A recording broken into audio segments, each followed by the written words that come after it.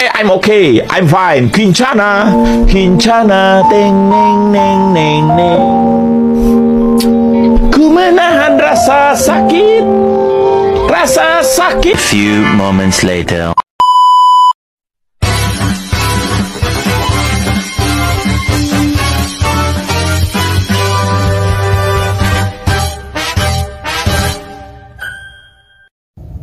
Halo teman-teman, perkenalkan nama saya Aditya Hermawan. Saya di sini akan menjelaskan mengimplementasikan konsep manajemen bisnis pada perusahaan yang berhasil. Contohnya ialah PT Indofood Sukses Makmur. Indofood adalah perusahaan yang bergerak di industri makanan dan minuman perdana di Indonesia. PT Indofood pertama kali didirikan pada tahun 1968 sebagai lambang insan makmur. Pada Juli 1994, perusahaan milik keluarga Sudono Salim di bawah Salim Group mengganti nama perusahaannya menjadi PT Indofood Sukses Makmur.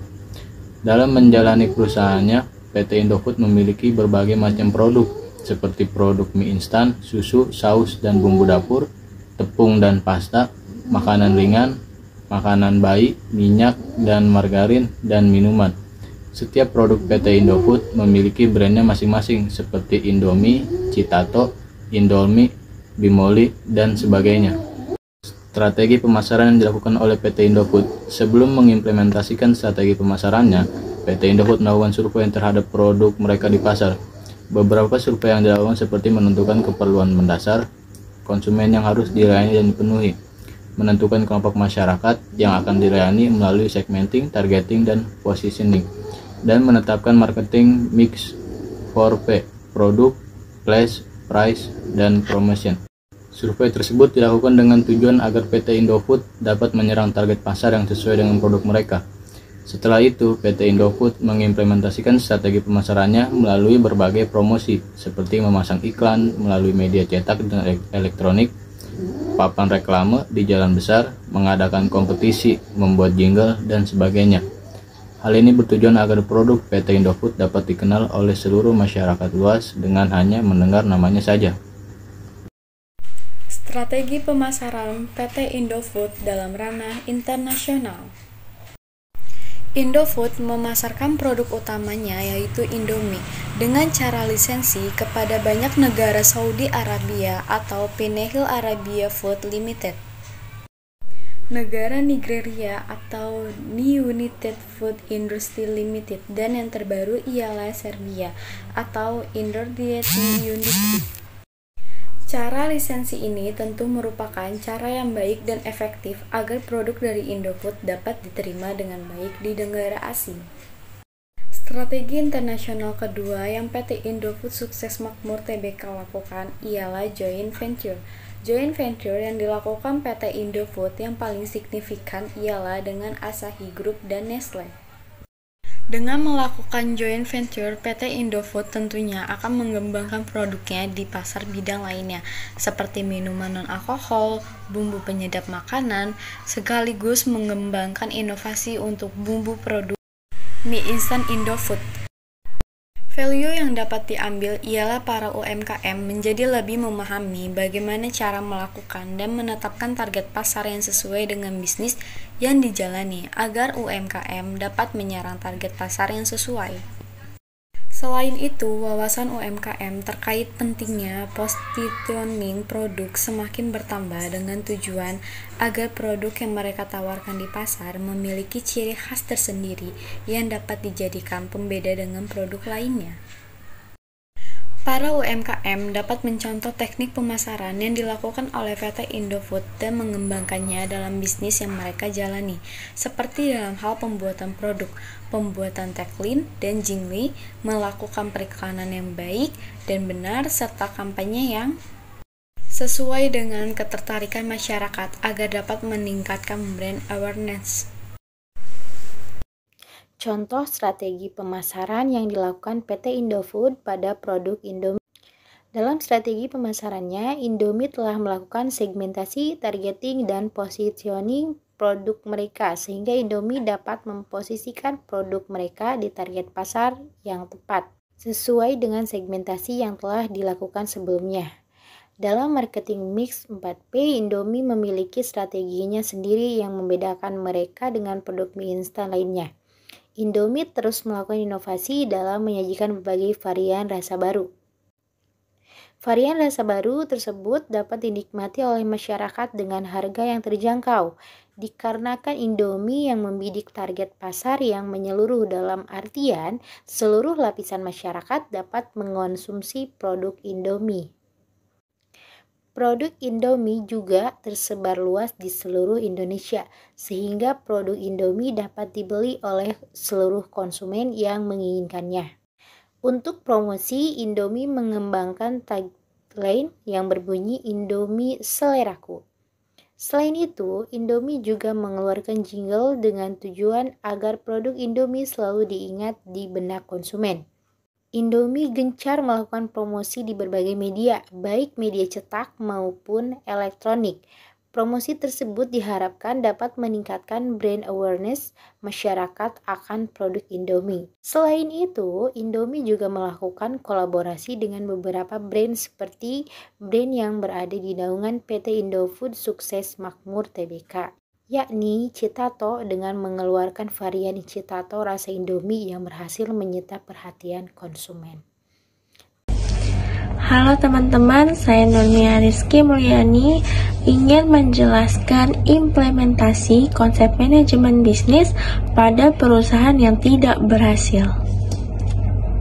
Nah, di sini saya mengambil contoh dari Nokia. Nah, seperti yang kita ketahui, Nokia itu pernah menjadi raksasa ponsel yang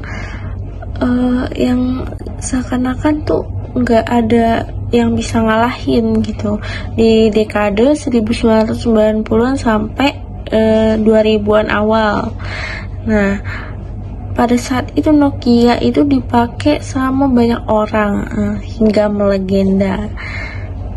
Nokia kemudian undur diri dari bisnis ponsel setelah divisi perangkat kerasnya itu diakuisisi sama Microsoft pada 2014 lalu dengan mahar senilai 7,2 miliar dolar AS sekitar 96,8 triliun. Kemudian pada 2016 lisensi merek Nokia ini dibeli oleh perusahaan Cina, yaitu HMD Global. Kenapa Nokia tidak berhasil? Nah, ini penyebabnya itu karena pertama, lambat bergerak. Sistem operasi Symbian yang merupakan OS tertutup yang membuat Nokia itu jadi besar, tetapi OS itu nggak bisa bersaing sama Android yang lebih canggih. Nah, Nokia itu tetap teguh mempertahankan OS karena eksklusivitas. Namun Android itu lebih diterima oleh konsumen, oleh kalangan masyarakat. Nah, Nokia yang lebih lambat beralih ke Android berlahan ditinggalkan oleh konsumen karena mereka nggak mau update gitu. Nah, terus petinggi Nokia itu tetap teguh gitu, tetap bertahan bahwa Android tidak akan besar dan tetap pede sama keypad QWERTY. Sejak awal Nokia nggak mau menerima Android dan tetap merasa bisa mengontrol tren pasar.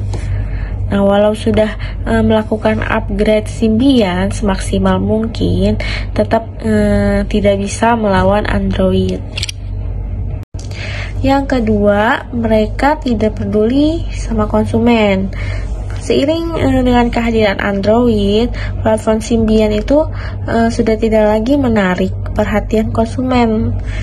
Nah, karena terlihat kuno, lebih berat dan ketinggalan, tapi Nokia itu tidak peduli dan tetap menjejalkan ponsel dengan OS Symbian. Jadi mereka tetap kekeh gitu. Nah, faktanya itu konsumen tuh ingin mendapat smartphone yang user friendly. Yang ketiga, tidak mau berinovasi. Dengan sukses puluhan tahun, Nokia itu selalu merasa langkah dan keputusan mereka itu akan berhasil, selalu berhasil. Mereka puas dengan keberhasilan yang sudah dimiliki, namun gagal dalam merencanakan perkembangan selanjutnya. Ini dikarenakan mereka itu tidak mau berinovasi dan menyambut platform baru yang memang dibutuhkan dan diterima oleh masyarakat atau konsumen. Nah, untuk melanjutkan apa penyebab tidak berhasilnya perusahaan Nokia itu yang keempat adalah tidak mau mendengarkan masukan. Sedangkan perusahaan itu seharusnya terbuka dengan saran dan kritik dengan tujuan untuk mengembangkan perusahaan menjadi lebih baik lagi. Ada yang menyebutkan si level Nokia mendapatkan laporan yang baik-baik saja dari bawahannya. Tetapi ada juga yang mengatakan bahwa para direksi Nokia saat itu keras kepala. Nah, yang kelima, terlalu fokus pada hardware. Perusahaan Nokia terkenal dengan kualitas perangkat kerasnya, tetapi tidak terlalu memperhatikan jajaran perangkat lunaknya. Padahal, software itu sama pentingnya dengan hardware. Untuk yang keenam, di sini perusahaan Nokia melebih-lebihkan kekuatan merek. Nokia melebih-lebihkan nilai mereknya. Mereka percaya bahwa orang masih akan berbondong-bondong ke toko untuk membeli ponsel buatan Nokia. Sayangnya, mereka terjebak dengan software yang tidak dapat bersaing. Mereka mencoba bertahan lewat seri Lumia, tapi gagal karena kurangnya inovasi. Fiturnya tidak menarik dan membosankan. Di era 4G juga, Nokia bahkan belum memiliki ponsel berkemampuan 3G. Nokia juga datang dengan seri Asa untuk entry level, tapi lagi-lagi kurang bisa bersaing. Nah, demikian yang dapat kami sampaikan. Kurang lebihnya kami mohon maaf. Wassalamualaikum warahmatullahi wabarakatuh.